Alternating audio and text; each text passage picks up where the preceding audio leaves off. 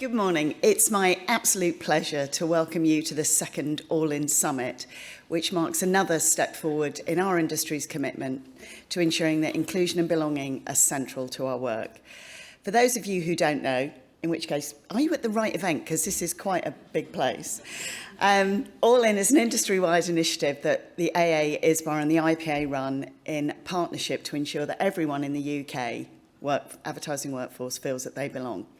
It launched in 2021 in a much smaller room, virtually, with the first survey of the whole industry workforce, the All-In census, as well as the action plan that the data informed. We were overwhelmed by the industry response when 16,000 people took part, from advertisers, agencies, media owners, tech platforms, production companies, and many more.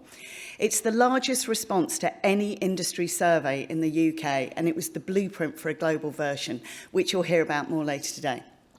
At the first All-In Summit, along with the findings, we announced the first phase of the All-In Action Plan, which set out the 3 initial areas of focus for the industry.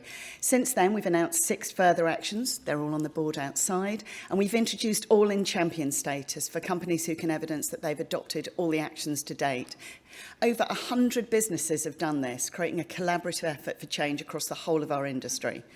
Today is all about the results of the second All-In census, which ran on March the 15th this year, which has given new insights on how we all identify and how we feel about where we work.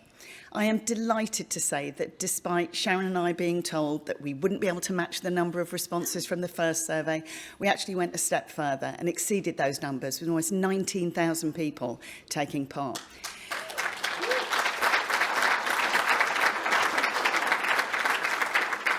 Sharon Lloyd-Barnes always proves you wrong if you doubt her. Thank you to each and every person who took the time. Your contribution counted, and it continues to build on the foundation of this sector-leading work.